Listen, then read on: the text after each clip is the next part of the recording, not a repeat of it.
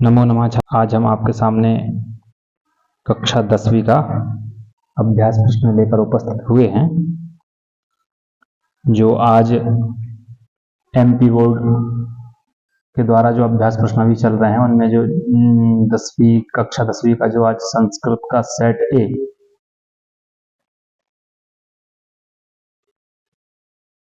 जो कराया गया है पेपर, उसका हम अभ्यास यहाँ पर आपको बता रहे हैं। अभ्यास प्रश्न पत्र के उत्तर ध्यान से देखें। जैसा कि यहाँ लिखा है, उचित विकल्पम चित्वा लिखत। उचित विकल्पों को चुनकर लिखिए। उसमें से पहला प्रश्न है, अधोलिखितेषु षष्ठी विभक्त्या रूपम अस्ति। तो यहाँ पेपर में कुछ मिसप्रिंट हुई है। यहाँ पर जो ऑप्शन होगा उसका उत्तर होगा लतायाम। यहाँ पर लिखा है लेकिन उसके जगह पर विसर्ग रहेगा, लतायाः। नीचे लिखेगा जो विकल्प है उनमें से षष्ठी का रूप है लतायाः। दूसरा जो आपका प्रश्न है जिसमें आया है, राज्ञे इत्यस्य पदे कः विभक्ति अस्ति। राज्ञे जो है इसमें कौन सी विभक्ति है, जिसका आपका सही उत्तर होगा चतुर्थी। राज्ञे, राजन शब्द की चतुर्थी विभक्ति का एक वचन का रूप है राज्ञे। तीसरा प्रश्न आपके लिए है, यहां पर भी कुछ मिसप्रिंट हुई है, नद्याः लिखा है, यहां पर नद्याः होना चाहिए। सही है, नद्याः में भी है कि नद्याः इत्यस्य पदे कः वचनम अस्ति। नद्याः इसमें कौन सा वचन है, एक वचनम, द्विवचनम, बहुवचनम। तो अत्र अस्ति एक वचनम, षष्ठी विभक्ति एक वचनम, नद्याः।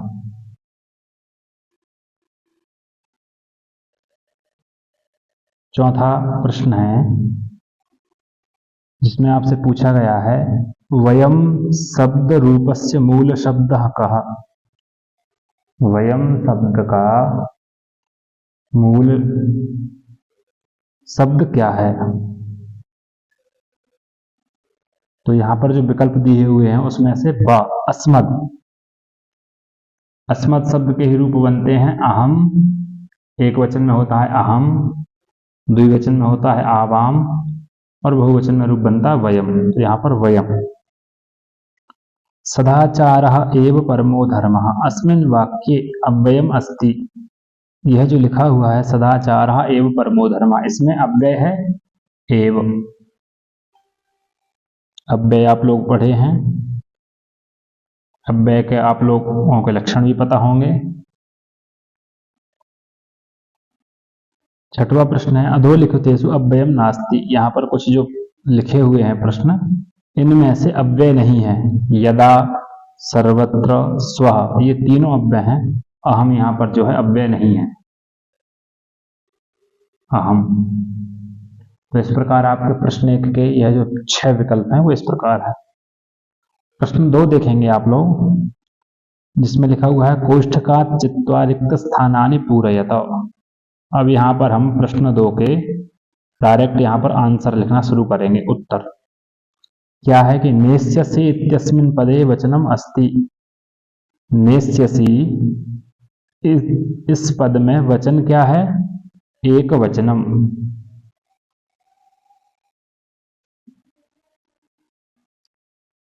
लट लकार के मध्यम पुरुष का एक वचन है। पा धातुः लिट लकारस्य प्रथम पुरुषः एक वचनम रूपम अस्ति। पा धातु के लिट लकार का एक वचन का रूप होगा, क्या होगा, पास्यति। लिट लकार किस अर्थ में होता है, भविष्य, किस भविष्य काल के, भविष्य कालार्थ में। अर्हन् इत्यस्मिन् पदे पुरुषः अस्ति।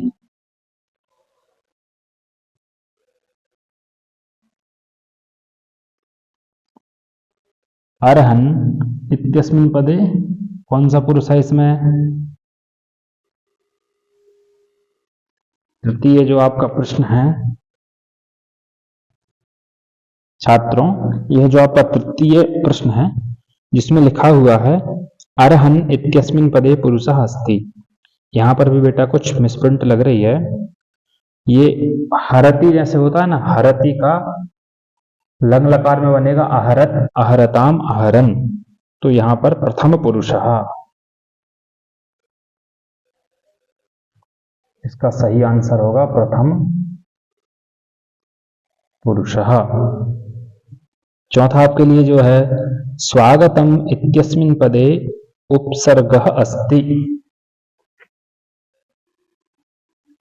स्वागतम इत्यस्मिन् पदे उपसर्गः अस्ति, दो विकल्प हैं, सु या स्वा। तो वहां पर आपका उपसर्ग है सु। आगे आपका है निस उपसर्गस्य उदाहरणम अस्ति। आगे दो दिए हुए हैं जिसमें स्पष्ट है निस्तेजः। प्रश्न 2 का ही पांचवा,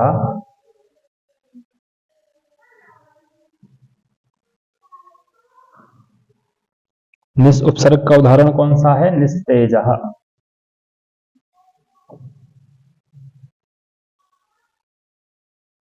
अग्रे छठवा, वर्तते इत्यस्मिन् शब्दे धातुः अस्ति।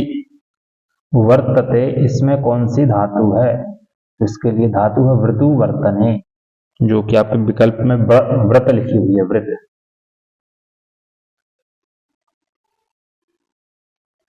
इस प्रकार आपके पहले क्वेश्चन में जो 6 प्रश्न हैं, वह दूसरे में जो 6 हैं वह हम देख चुके हैं। अभी हम चलते हैं प्रश्न नंबर 3। शुद्ध वाक्यानाम समक्षम आम, अशुद्ध वाक्यानाम समक्षम ना इति लिखत। शुद्ध वाक्यों के सामने हमको आम लिखना है और अशुद्ध वाक्यों के सामने हमको ना लिखना है।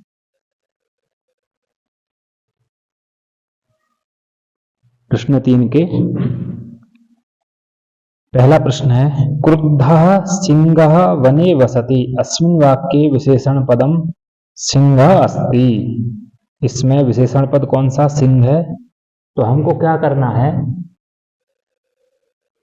तीसरे का पहला ही उत्तर ही है डायरेक्ट। जो सही है उसके सामने आम लिखना है, जो गलत है उसके सामने ना लिखना है। तो क्रुद्धः सिंहः वने वसति, इस वाक्य में विशेषण पद सिंह है, इसका उत्तर होगा ना। सिंह तो विशेष्य है, विशेषण पद तो क्रुद्ध है। निर्वलः कृषकः, अस्मिन् वाक्ये विशेष्य पदम कृषकः नास्ति। इसका आंसर भी आपका होगा ना। इसमें लिखा है कृषकः नास्ति, बल्कि कृषकः अस्ति, कृषक तो है इसीलिए।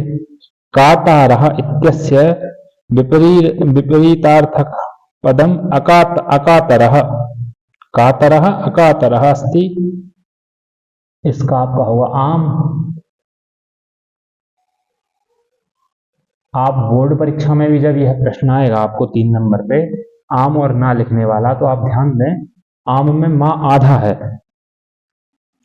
संपन्नम इत्यस्य विपरीतार्थक पदम विपन्नम अस्ति, इसका भी आपका होगा आम।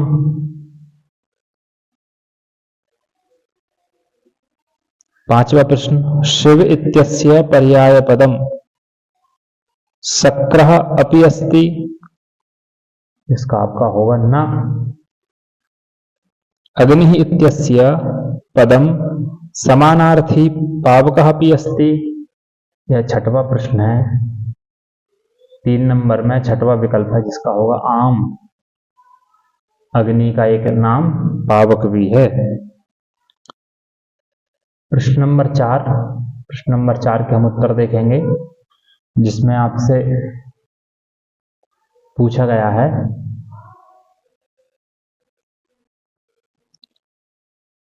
कि युग्म मेलनम कुरुत। आपको क्या करना है? यहां पर खंड का और खंड खा, इनमें दोनों तरफ शब्द दिए हुए हैं, तो इनको क्या करना है? आपको मिलाना है, सही जोड़ियां जिसे कहते हैं। तो बच्चों, आपके सामने यह खंड का लिखा हुआ है, जिसमें आपके जो 6 प्रश्न हैं पूरे लिखे हुए हैं। नवमालिका, द्वंद्व समासः, शरण प्राप्तः, मनोरथः, उमेशः, नीचे लिखा है वागीशः। तो हम इनको मिलाएंगे किसके साथ? खंड खा के साथ। ख खंडः। अब इनमें से मान के चलो यदि ऐसा आपको आता है, इसमें से कोई आंसर आपको नहीं आ रहा, तो आप पहले उनको मिलाएं जो आपको आंसर आ रहे। फिर जैसे मान के चलिए पहला ही हम एक उदाहरण में बताते हैं। पहला यहाँ पर है क्या, नवमालिका। यदि आपको ये समझ नहीं आ रहा है इसको आप छोड़ दें। द्वंद्व समास देखें तो खंड खा में देखिए गा नंबर पर लिखा पितरौ, क्या इसका द्वंद्व समास का क्या हो जाएगा, माता च पिता च पितरौ। उसके बाद है क्या, शरण प्राप्त, तो यह लिखा हुआ है आपका शरणम प्राप्त, शरणम प्राप्त, शरण प्राप्त, द्वितीय तत्पुरुष। मनोरथ, जो कि आपका यहां पर लिखा हुआ है, किस संधि का उदाहरण है, विसर्ग संधि, विसर्ग संधि। उमेशः, उमाधन ईसः।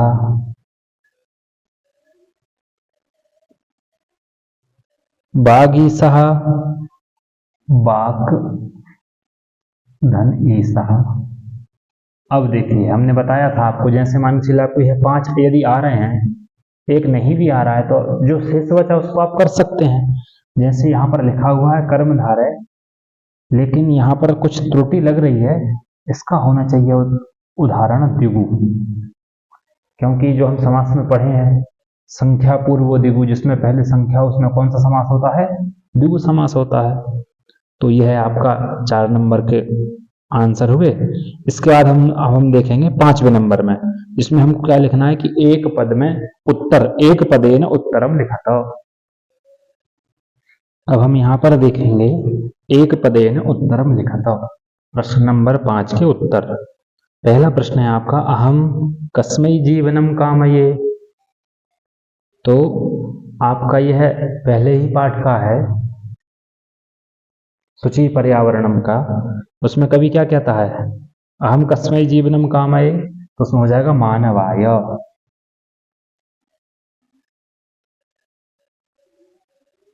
दूसरा प्रश्न है, गुणी किम वेत्ति, तो गुणी गुणम वेत्ति। तीसरा प्रश्न है, कहा पिपासिता म्रियते, तो कहा की जगह आ जाएगा चातकः। चौथे में है आपका, आदाय अस्मिन् पदे कः प्रत्ययः अस्ति, तो इसमें कौन सा प्रत्यय है, ल्यप। पांचवा प्रश्न है आपका, वर्तमानः इत्यस्मिन् पदे कः प्रत्ययः अस्ति, इसका आपका उत्तर होगा सानच। छठवां प्रश्न है, अज टाप प्रत्ययः, प्रत्ययस्य अज टाप प्रत्ययस्य कम पदम भवति, तो जिसका आपका आंसर हो जाएगा अजा। प्रश्न नंबर 6 में देखेंगे, प्रश्न नंबर 6 के भी हम यहाँ उत्तर लिखना डायरेक्ट शुरू करेंगे। पहला है, इसमें लिखा हुआ है कि प्रदत्त शब्दैः रिक्तस्थानानि पूर्तिं कुरुत कोपि चत्वारः। यह जो आपको दिया हुआ है, ये 4 प्रश्न हैं आपके, इसमें दिए हुए हैं आपको 6 प्रश्न, जिनमें से कोई आपको 4 करना है, और प्रत्येक का आधा नंबर है, मतलब 4 प्रश्नों के 2 नंबर। ऊपर कोष्टक में आपके लिए कुछ लिखे हुए हैं शब्द, उनमें से चुनना है। सर्वेषाम एव महत्वम विद्यते, इसमें आ जाएगा, पहले में आ जाएगा यथा समयम, का में क्या आ जाएगा, यथा समयम, मतलब समय समय पर सभी का महत्व होता है। चौरस्य प्रबुद्ध, खालिस्थान प्रबुद्धा अतिथि, तो खालिस्थान में आ जाएगा पाद ध्वनिना, चोर की पैरों की आवाज सुनकर अतिथि जाग गया था। यह आपका पाठ है विचित्रः साक्षी, जिसकी ये एक लाइन है, पिता पुत्राय बाल्ये किमिच्छति, विद्या यच्छति, पिता पुत्र को बाल्यकाल में विद्याधन देता है। प्राणिनः भूकंपेन निहन्यन्ते विवसाः प्राणिनः।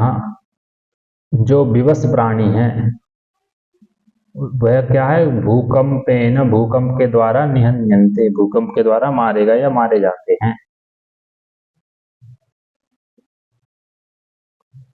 5वां नंबर का है चौरः। कहाँ आसीत? चौरः आरक्षी आसीत। चोर कौन था? कि वह जो आरक्षी था वही चोर था। बुद्धिमती खालिस्तान पुत्रो प्रहृतवती। तो बुद्धिमती ने पुत्रों को कैसे मारा? तो चपेटया, थप्पड़ मारा था ना।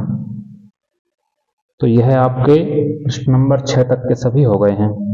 बुद्धिमती पुत्रौ चपेटया प्रहृतवती। प्रश्न नंबर 7 देखेंगे। अधोलिखितानि वाक्यानि कः कं प्रति कथयति। कौन किसको कह रहा है? प्रश्न नंबर 7 में है आपका अधोलिखितानि वाक्यानि कः कं प्रति कथयति कोपि द्वौ। यहाँ आपसे 3 प्रश्न पूछे गए हैं जिसमें आपको कोई 2 प्रश्नों के उत्तर देना है और यह किसी पाठ से एक एक वाक्य लिया गया है। कौन किसको कह रहा है यह बताना है। तो जैसे पहले वाक्य में है जानाम्यहं तस्य नामधेयम्। यह कौन कह रहा है? तो हम यहाँ लिखेंगे कुशः। कुश बोल रहे हैं। और किसको बोल रहे हैं? कुशः। तो रामम प्रति, थोड़े दूर लिखेंगे रामम प्रति। कुश ने कहा, किससे कहा? राम को कहा। अहम वनराजः किम भयम न जायते। दूसरा वाक्य है कि अहम वनराजः किम भयम न जायते। यह कौन कह रहा है? यह बोल रहा है सिंह।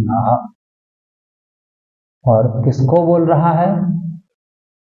तब यहां जाएगा वानरम प्रति। उसको जो वानर परेशान कर रहे हैं उनको वह कह रहा है। तृतीय है मम नृत्यं तु प्रकृतेः आराधना। यह बोल रहा है मयूर। कौन बोल रहा है? पाठ का नाम है सौहार्दम प्रकृते शोभा। पाठ से ये मोर बोल रहा है। किसको बोल रहा है? काकम प्रति, कौवे को बोल रहा है। प्रश्न नंबर 8 के उत्तर लिख रहे हैं अब। इसमें लिखना है वाच्य परिवर्तनम कुरुत कोपि दो। वाच्यों को बदलना है। लिखा है अहम चंद्रः पश्यामि। हाँ, यहां पर थोड़ी मिसप्रिंट है। वाक्य होगा अहम चंद्रम पश्यामि। अहम चंद्रम पश्यामि है जिससे हमको क्या करना है? कर्मवाच्य में बदलना है। तो इसका क्या होगा? जब आप लोगों को कर्तृवाच्य कर्मवाच्य बताए थे तो वहां बताया था कि जो कर्तृवाच्य का कर्ता होता है उसमें कर्मवाच्य में तृतीया हो जाती है। तो या अहम का बन जाएगा मया। और जो कर्तृवाच्य का कर्म होता है उसमें कर्मवाच्य में प्रथमा हो जाती है। तो मया चंद्रः दृश्यते।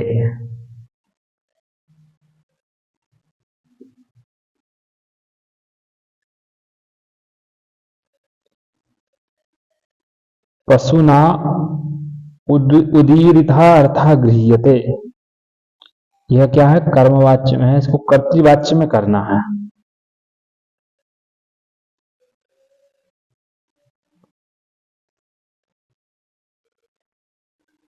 तो यह हो जाएगा कर्मवाच्य में पशुना है। पशुना में हो जाएगी प्रथमा विभक्ति। तो पशुना का प्रथमा विभक्ति हो जाएगा पशु। उदीरितः अर्था लिखा है तो उसमें हो जाएगी द्वितीय विभक्ति। तो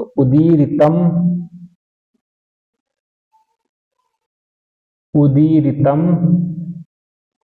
अर्थम। गृह्यते का हो जाएगा गृह्णाति।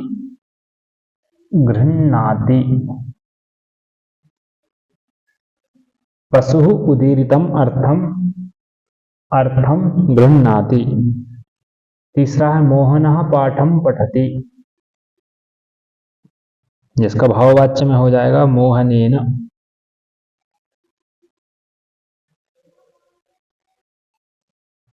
इसका कर्मवाच्य होगा पठ धातु सकर्मक है, इसलिए इसका भाववाच्य नहीं होगा।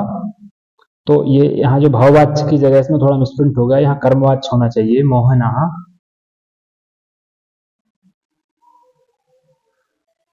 मोहनेन मोहनेन पाठः पठ्यते, यह हो जाएगा मोहन के द्वारा पाठ पढ़ा जाता है। प्रश्न 9, रेखांकित पदान यधिकृत्य प्रश्न निर्माणम कुरुत। कोई दो जो रेखांकित पद हैं उनको लेकर प्रश्न निर्माण करना है। तो पहले प्रश्न में लिखा है धेनु नाम माता सुरभि आसीत। तो धेनु नाम षष्ठी विभक्ति, धेनुओं की माता, तो यहां पर आ जाएगा काशाम माता।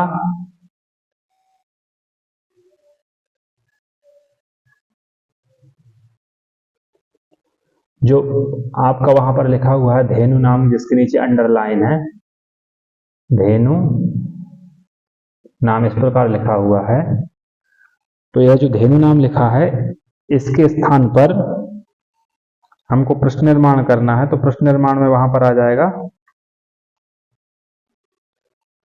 कासाम माता। किम शब्द के स्त्रीलिंग का षष्ठी बहुवचन रूप,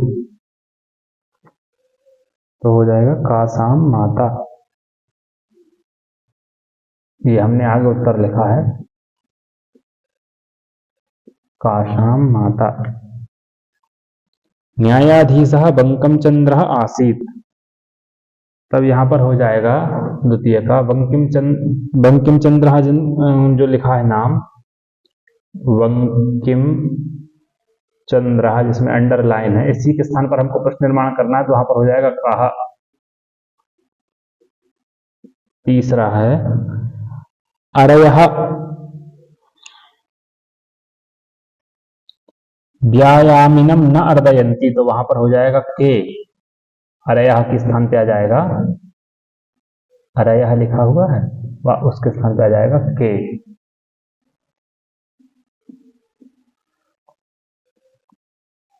प्रश्न नंबर 10, जिसका उत्तर है अधोलिखितेषु अशुद्ध वाक्येषु शुद्धिं कुरुतो। जो नीचे लिखे हुए हैं उनमें से अशुद्ध वाक्यों में शुद्धि करना है कोई दो। जैसे श्री गुरुवे गुरुहु नमः, तो गुरुहु नहीं होगा, नमः के योग में चतुर्थी होती है, तो श्री गुरवे नमः। जैसे श्री गणेशाय नमः, श्री रामाय नमः, श्री शिवाय नमः। दूसरा है मम दुग्धम रोचते, तो रुच धातु के योग में चतुर्थी होती है, इसलिए हो जाएगा मह्यम। मह्यम दुग्धम रोचते। तृतीय है सैनिकः अश्वेन पतति, तो जिसका होगा सैनिकः अश्वात् पतति, पंचमी विभक्ति अलग होने के अर्थ में, अश्वात् पतति। हस्तात् लेखनी पतति, कोशात् धनम पतति, इस प्रकार से। तो प्रिय छात्रों, हमने अभी इस पार्ट में प्रश्न नंबर 10 तक हल किया है। बाकी शेष हल प्रश्न पत्र के लिए आप दूसरा पार्ट देखें। इन 10 में आपका व्याकरण वाला भाग जो है अधिक था। यहाँ पर बहुत से प्रश्न व्याकरण संबंधित ही अधिकाधिक पूछे गए हैं। अब आगे आपका जो है पाठों का आएगा और गद्यांश पद्यांश इत्यादि आएंगे, जिनको हम दूसरे पाठ में हल करके बताएंगे आपको। आप सभी अच्छे से तैयारी करें संस्कृत की और बहुत अच्छे नंबरों से पास हों।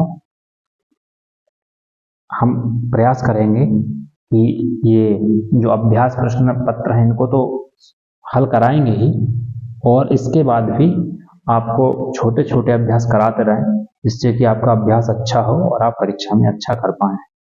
नमो नमामि छात्रों, शुभ रात्रि।